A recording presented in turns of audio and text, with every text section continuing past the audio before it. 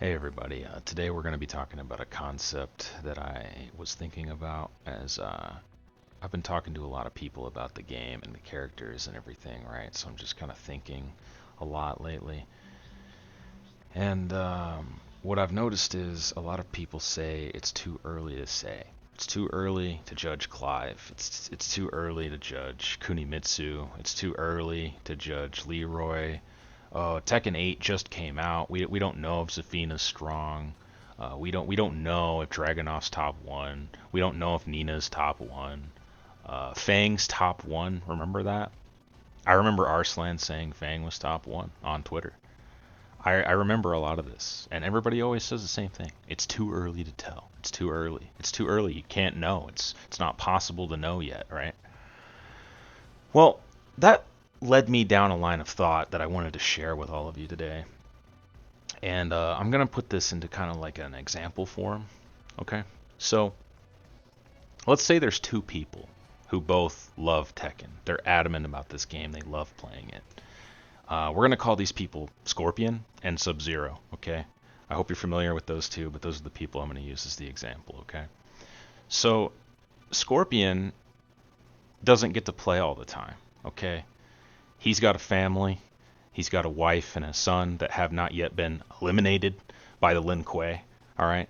So, presumably, he doesn't have a lot of time to play Tekken. He has like 2 hours a day to play, if he's lucky. Like he's got to go out to the rice fields, collect dinner, you know, hunt, all that stuff, right? So he has a very busy day, and he gets to play Tekken for 2 hours. All right. Meanwhile, Sub-Zero is hard at work in the Lin Kuei dojo. 8 hours, no, sorry, 16 hours a day. 16 hours a day training, Tekken, Tekken, Tekken all the time. Like he's going for tournaments. He's going to go wreck the Shirai Ryu clan at the nearest Tekken event. Okay? So I made this into a table, okay, based off of how much time elapses. All right. So based on the amount of days, Sub-Zero is putting in 16 hours a day, as you can see here on the left. Scorpion is getting 2 hours a day, as you can see here on the left, right? And because Clive has been out for 4 days, I wanted to highlight the difference in hours in a 4-day time window. All right. So Sub-Zero has 64 hours to Scorpion's 8 hours. Now, can we agree as humans that the more time you spend on something, the more of a subject matter expert you become?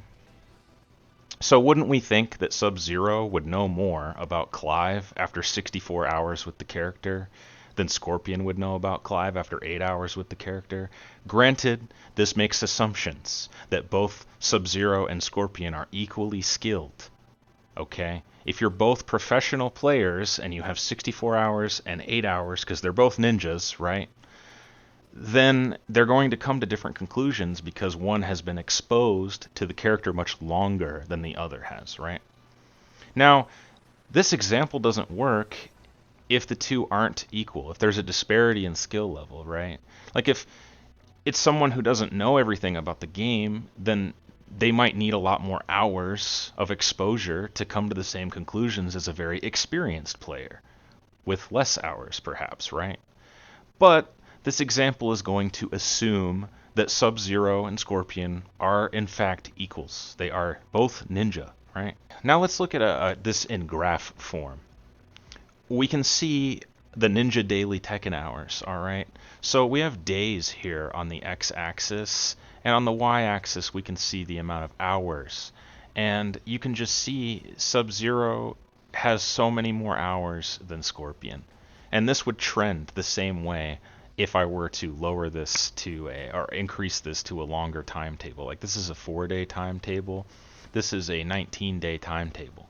It's a similar curve, right? And here we go. We got Sub-Zero and Scorpion in the temple here. My point is, when people say too early to say, I don't necessarily agree with that sentiment that it's too early. Do we really need to see Ulsan win a tournament with Clive to know the character is strong? Did we need to see Arslan or Owl do really well with Kunimitsu before we knew Kunimitsu was good? Are people allowed to jump to a conclusion and for that conclusion to be correct? I mean, I just think it's normal to think, to come to some conclusion when you have exposed yourself with a lot of information, when you're playing the game a lot. So it doesn't really bother me that people are saying, hey, I think Clive's really strong.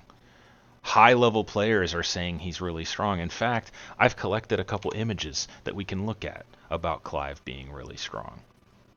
Ulsan has said that Clive has Devil Jin's back 4, June's 1+2, Lars Victor down back 4. The list is right there, right? Tons of moves that Clive has access to. And he is talking about how he has some moves that are better versions of these. I know June's 1+2 is -12 on block, and Clive's 1+2 is -9 on block, and they function very similarly. Ulsan, Clive is 100% too OP. I will pick him for sure. He have all upgraded versions of moves from other characters. Let's take someone else's opinion. Tetsu got God of Destruction with the character the first day that this character came out in early access, December 17th. Very fun, but very weird character at first. If you want to have fun, definitely try him out. Don't get frustrated by the time to get used to his moves, though. It will be worth it. He says this on day 1. Don't get frustrated by the time it's going to take to get used to his moves. He had been out literally a day. It can't take that long to get used to his moves, right? Anyway, it's a bit sad that this is possible in one ranked sitting. It should take more than 5 hours to get max rank. I agree, it should take more than 5 hours to get to max rank. Maybe it does take longer than 5 hours to get to max rank with a character that's not Clive. But, who knows? I'm not saying this character is broken. I'm not saying it's too strong. I'm not saying all those things. I'm just saying that the evidence that professional players are presenting with their wealth of knowledge and experience, they are the Sub-Zeros to most people's Scorpion, right? They know better. They have exposure to a lot of characters in the cast. They have perspective. I play all the characters in this game. A lot. I have... Here, let me edit this in. I have 1,500 plus hours on Tekken 8. I have a lot of time on Tekken 8 to have decided, what's good and what's not. And remember, we have a replay system now with inputs and frame data. It's a lot easier to see the numbers in motion now than it ever was in Tekken 7, right? And there were people in Tekken 7 that said Leroy wasn't strong on launch, and then he proceeded to get 6 out of 8 top 8 slots at EVO Japan shortly after that. And we should have open minds and perspectives, many perspectives to formulate our opinions with, right? So I think it's important, listen to what the top players are saying. They're not always right, okay? I've seen some things. I mentioned earlier that Arslan had Fang top 1. And now I see Fang in the 5th to 8th position on tier lists. He is a very strong character, right? But people don't think he's number 1 anymore because the game has developed and time elapses and balance changes happen and meta develops and it is, as people say, it's early to say, right? But you can't deny when things are strong. It being early doesn't impact that. A 16 frame mid sword normal that reaches from range 3.2 is pretty strong. And it heat engages, and it's a full combo starter with heat dash, right? For Clive. That's nuts. I'm going to go over some of Clive's tools and what I think is really strong and pretty strong and what things are egregious, etc. I really want to front this with, I'm not complaining. I agree that Tekken characters should not be homogenous and they should have strong things. They should be fun. They should have interesting designs. But what I want to pull attention to is comparisons from a move by move basis on why Clive is a bit stronger than some of his counterparts and peers, right? Because I really don't want to come at this with the angle of, oh my god, Clive's top 1, complain, moan, and whine, and I don't want to do that. So, let's go over a couple things, though. Okay, so his 1-2, 25 damage knockdown at 10 frames for the punish, really, really good, right? Kazuya does the same punish, and his is -17. And someone might come at me and be like, well, Kazuya gets Oki after his 10-frame punish, and Clive doesn't, I feel like he can, get some pressure after it. He's got a +22 knockdown, so I don't know how relevant that argument is, but I've heard it before, so I wanted to bring it up. But yeah, his 1-2 is very good. All right, and it builds Odin stacks. So that like Zentetsu can gauge under the health bar. If you're familiar with Clive, once he gets to 5, he has an Omega Giga Chad Dick Punish. Like his combos do an immense amount extra damage. So that's really good. I'm going to reference my notepad a bit here. But his down forward 2, range 2.65. See, it reaches from really far, right? A good whiff punisher. But even better than that, if we get to like range 3.1, forward 3 reaches from here. Outrageous, right? And this is a minus 14 move, yeah, and it's 20 frames, but that's a pretty fast whiff punisher. I play Feng Wei. I have forward 3-4, which is also 21 frames, and I can whiff punish with that. So I think Clive will very comfortably be able to whiff punish with this and get a full combo. Now let's address the elephant in the room that you're going to hear a lot of people talking about. And if you've been on X at all, you've seen a lot of people talking about this. Forward 1+2. I mean, for the first hit to connect, it's like range 2.8, 2.9. Oh yeah, almost 3 there. Yeah, 3.1, 3.2, not quite, okay. But that if that first hit whiffs so frequently, you're not going to get a punish. You're not going to be able to contest. You're not going to be able to do anything before that second hit hits you. And it's basically full homing. It doesn't have the homing property in the move list, but it might as well be homing, okay? Like out here, it's going to reach on the second hit. A bit easier to step in that case, yes. But it's just a play neutral for you button. Very much so. And it's safe. It's -8, as you can see. Look at that, right? It's a heat engager, and then if I'm in heat, it becomes a full launcher for combos. His 3-2. This doesn't look like much, right? And yeah, no, you're looking at that and you're like, oh, it's -12. But look at the distance. Look at the distance between Clive and Raven. Do you think he's getting a punish? No, he's not getting a punish, and that's fine, right? Because it's a not natural mid-mid. But what I want to bring attention to is look at the spacing. I have reset neutral on block. On block. Like, even on whiff. Look at that. Look at the space. If Clive has a life lead, you have to approach him. You have to attack him. And he has a sword. He has Garuda foot. He has giant Gigadick sword normals, right? So, it's very difficult to approach Clive. If you have a life lead as Clive, it's fine. You don't need to be the one approaching. People can play into you, and you're at your strongest in that regard, you know? But I want to talk about 4-4. This is a 12-frame mid, okay? Yeah, I know what you're thinking. Oh, it's -10. But he has a mid extension off of a 12-frame mid. And a high extension off of the 12-frame mid that cancels into Phoenix stance at +14. Now, I made a video about how to deal with Phoenix stance at +6, but at +14 it's much harder to deal with. There's not as many defensive options there. So he's getting, like, you know, some opportunities to start some offense or make you guess a little bit, right? Off of a 12-frame mid. Again, like, that speed is so important for, like, checking people's offense, because I've been reading, you know, Clive might not have some defensive tools. He has down 2 as an 11-frame dick jab. He has parry, and he has a 12-frame mid. It's very powerful. And let me tell you, I think that's very powerful because I play Fang and he has a fish hook. Nina players will tell you, down forward 4 is a useful button. 12-frame mids are not to be taken lightly. So that's very powerful that he has that. And in addition, he has string extensions off of that. Nina gets a single hit. Fang gets a single hit. All right, like, and it's, yeah, the advantage is marginal, just like this one. But it's just crazy to me that he has extensions off of that, personally.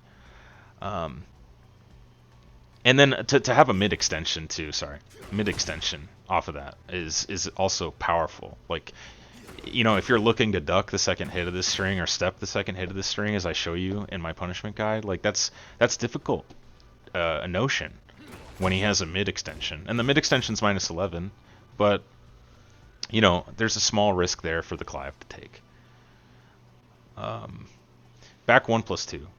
This is a Hadoken in Tekken. Nobi-san from Japan said that on his Twitter. He has a Hadoken. Like, it's a fireball. Look at this. Like, how far it goes. It's insane, right? And it's fully armored. What do you do? And if I set Raven to block, there's a spacing where this can be minus 13. Look at that. Minus 13 at this distance. What do you get? Fang gets a shoulder. I'm blessed as a Fang player. But not everybody's going to get a punish here, right? And I play other characters other than Fang. I play most of the roster now.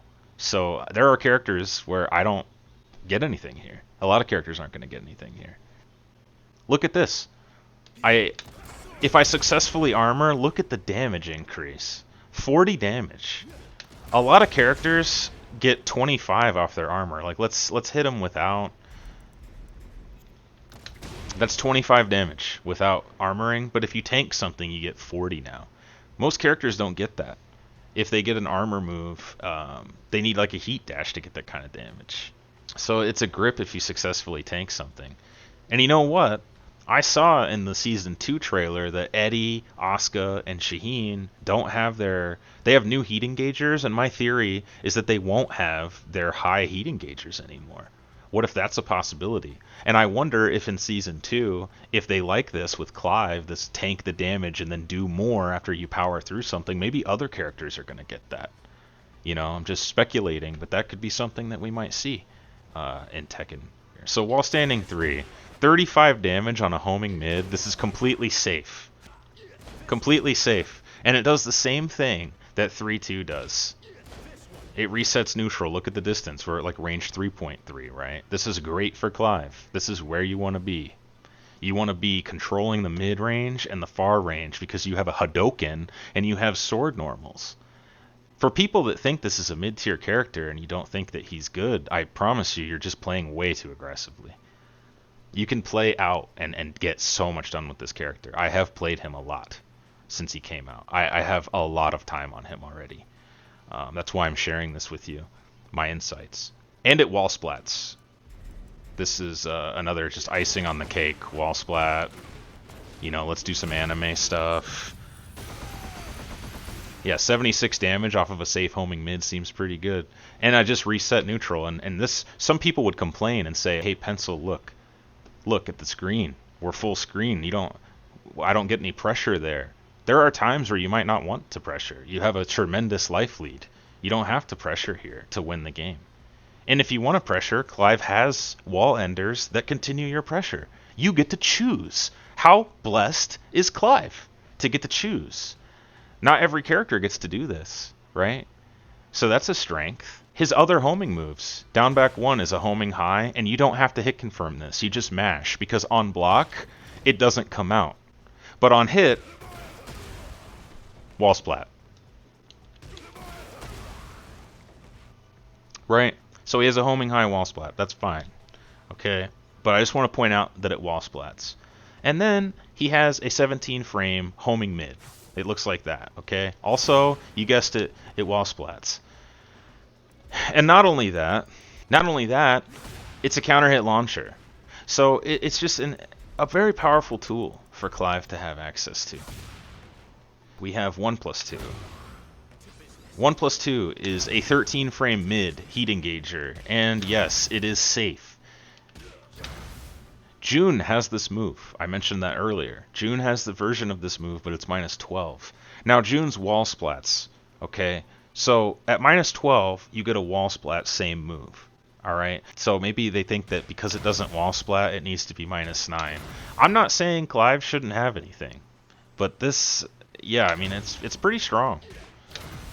Just a quick, like, check. If you don't want to use the 12 frame mid, you have 1+2, right? I've seen some downplaying, considering his down forward 1 is 14 frames. A lot of downplaying about that. But I want to point out, because I said earlier, Arslan said Fang was top 1. Fang has a 14 frame down forward 1, everyone. Raven has a 14 frame down forward 1. Paul has a 14 frame down forward 1. Jack has a 14 frame down forward 1. It's not that uncommon to have a 14 frame down forward 1 and be a fully functioning Tekken character. In some cases, a very strong Tekken character, like Fang. So, I don't know. I don't think the down forward 1 being a frame slow is a big deal. And he has extensions off of it. This is his 14 frame punish. It's all natural. And it has a just frame on it right there, right? He has a mid extension as well. And they can't, like, I know this says it's +1, right? But you do have an extension if people are mashing there on you. Like, you can start some jab pressure here, right? At +1, but you also have a third hit that blows people up for mashing or trying to, like, interrupt with something snarky. So Clive has options off of his down forward 1.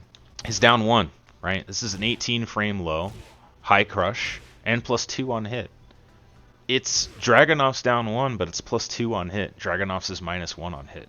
Dragunov's does have slightly better tracking, but this is -13 just like Dragunov's, and at +2, it's great advantage, right? Like, you can do something with that.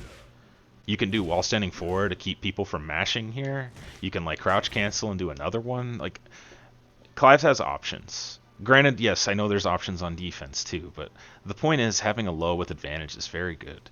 And it's, Dragunov people consider to be a very powerful character, and here Clive is having a move that one of that, very powerful character has. Back 4, this is a counter hit launcher. It's really powerful. It tracks Clive's left too. You have to go right to beat this move. It's a safe counter hit launcher, and it reaches quite far. +16 on normal hit, by the way. You see that? Like, crazy good pressure after you land one of these, whether it's counter hit or not. A very good move. Back 2 is nuts. Like, I think this move is also, like, with forward 1+2, I think this move is crazy. It's 20 frames, so in the middle of neutral, you're unlikely ducking that. I mean, some people might be able to duck that on reaction. It's on the line. But, yeah, it gives guaranteed follow-ups. Yeah, enough frame advantage to get guaranteed follow-ups. Big damage.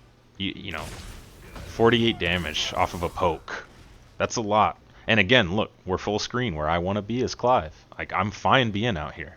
I'm fine being out here. With this character in particular. How is Scorpion supposed to keep up with things like this? Poor Scorpion over here playing Tekken for 2 hours a day. He's got to keep up with moves like this. That's tough out here. Maybe if he was Sub-Zero, he would have a chance, but he's not. Sidestep 1+2. This is a natural hit launcher, okay? And you have to sidewalk most of the time to avoid this. And it's +2 on block. This move's +2 on block as well. Does chip damage, allows us to pressure after, right? It's okay to have a plus move. I'm not too mad at this, but the fact that it's a normal hit launcher on top of being like one of his plus moves is pretty strong. It's pretty strong. I'm not going to talk about Clive Rush because we've already discussed Clive Rush in another video, but he has really powerful options out of Clive Rush. He has ways to, like, try to, force people into a guessing situation after Clive Rush. It's naturally pretty good to have access to that. His down back 4 is 19 frames. Yes, it's launch punishable. It has pretty good tracking. It's +4 on hit. But the thing that I think is a standout about it is it's a counter hit launcher that tornadoes, okay? Now, the instant tornado is important to think about because it's 19 frames. Lars has a 21 frame version of this move that counter hit launches. No tornado, just a launcher flat. Victor also has this move, 20 frames, counter hit launcher. Flat, no tornado. So Clive's is a little weaker, which is why I think it's faster. That's maybe the balancing logic there. I'm not going to talk about Zantetsuken too much because it's the stacking gauge I mentioned already. But you cash it out probably once per game in a combo. Like after you do Tornado or you get a wall splat, you just cash out Zantetsuken. It does a boatload of damage and you delete all their white health. It's really good. It's something that you're building up and it's threatening and they can't take it away. It's not going to go away on its own. Like you have that gauge. You're gonna have access to it at some point, right? Provided you're punishing with 1-2, or you're punishing with wall standing 1-2, or hitting forward 2. And speaking of, this is a good segue. Forward 2 is a counter hit launching mid that reaches from downtown for combos and builds Odin gauge. Generically, Clive has a really good wall carry. Look at Landon D's profile on Twitter. He posts a bunch of tech for Clive, and there's a ton of combos just wall to wall on Seaside Resort and stuff like that. Like, yeah, you need heat to do it, but Clive gets you there. Like, I'm seeing crazy wall to wall combos, and I'm not saying that other characters don't have wall to wall combos, but do those characters have this neutral? Do those characters have, range 4 sword? Do those characters have Hadoken on top of it? Like, normally characters have flaws. They have spots on them that you could say aren't fantastic, right? And I'm curious, where are the holes in Clive, right? Full crouch down forward 2, plus 3 on hit, low, right? And it's only minus 12. And the reason it's minus 12, I bet, is because it doesn't have any counter hit properties, right? But that doesn't make it not good. It's 18 damage, it's plus 3 on hit, low, and it can't be low parried because it's a sword swing, it's a weapon, right? That's really strong. I think Clive's pretty strong overall. I mean, does he have some flaws? Like, does he not have a 10 frame dick jab? No, because he has a down 1. So you already have to be in crouch to access your dick jab. That is something that might see some abuse because he's 1 frame slow on a dick jab. But to compensate, he has a 5 frame omni parry. To compensate, he has a 12 frame mid check still. I mean, yes, there are defensive scenarios where you might miss that dick jab. People have said his step isn't so good. I can't tell you. I've noticed. I've played Clive quite a lot. I have a few hundred games on him already, and yeah, I can't notice any time I've gotten clipped out of a step that I wouldn't have gotten clipped out on another character.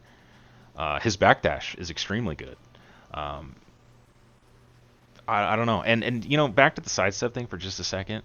Bears. Everybody says bears have a terrible sidestep, and that's true, right? But bears won the TWT. I think people sleep on bears, right? So comparing Clive's sidestep to Bears isn't like an insult that people think it is. Like, it's fine. He's, clearly you can function in this game with a subpar sidestep. Even if that's true, you can function.